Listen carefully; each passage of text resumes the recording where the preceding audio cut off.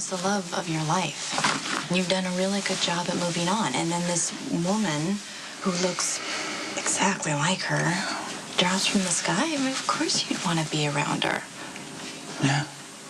Try explaining that to Rebecca. I've talked to her twice, and believe me, it was all I could do not to pour my heart out to her the way I used to with them. Yeah. I mean, Elizabeth, I told her my entire history with Emily. Right from the first moment we met. I mean, everything from when she had cancer to Xander to the car crash I had to the black and white ball. Everything. I got nothing from her. And just for a moment, it was as if she was back. Yeah. No wonder I scared the hell out of her. This is crazy. It's crazy. No, it's not. It's not crazy. But it's not fair either.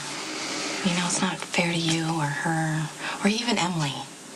Emily had a place in our lives because of the amazing person she was. She was special and unique and beautiful. Yeah.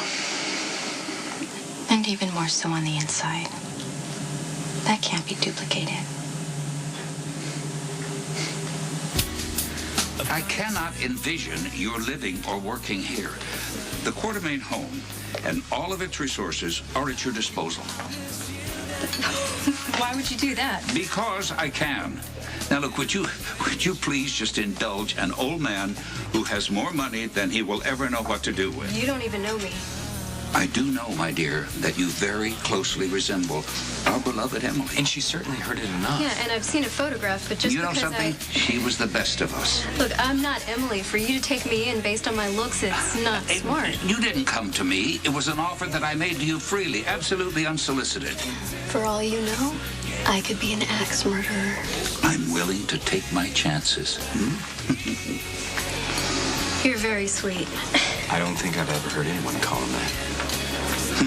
You may change your opinion of me once we get to know each other better. I'm really not comfortable. But if you started working here... And if you would grace us more often with your patronage, Mr. Quartermain. Yeah, it would give Rebecca enough time to find out for herself how bad you really are. That's his father, Luke, talking. Without having to live with you. Oh, Hey, you could start.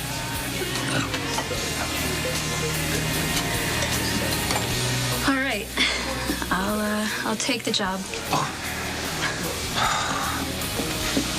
While the staff was trying to contain the biotoxin, That this bloke had swallowed and was carrying around in his stomach? That's an old drug mule. the OR was filling up with gas, which then ignited, exploded, caused a huge fire, and they had to do evacuations from the roof in a blizzard with helicopters. And Jax was the only one crazy enough to attempt it. And why is this having absolutely no effect on you?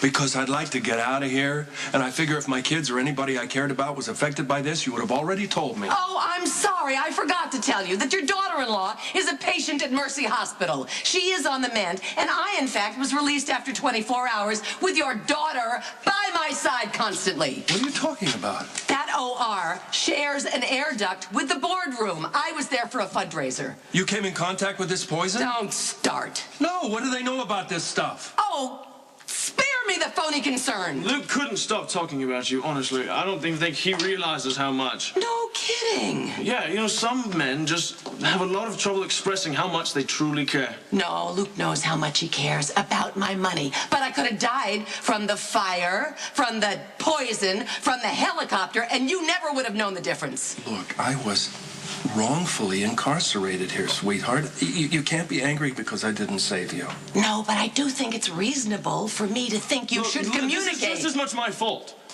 Okay, Luke and I had a small misunderstanding about some funds. This is why we... Will you shut up? An itemized list, all the fines and damages. Fine. I would be delighted to pay the fines and damages for him. Not for him. Jax, what do you want me to do? Sonny and I just got to a place where we're starting to forgive each other for what happened to Michael. I'm sorry? Could you explain why you need to be forgiven?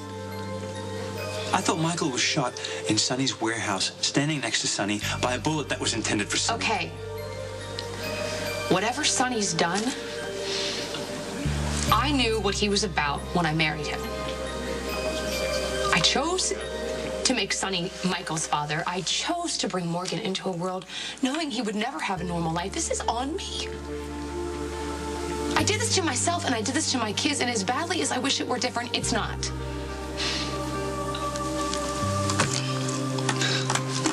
Look, if you don't want to stand around and watch,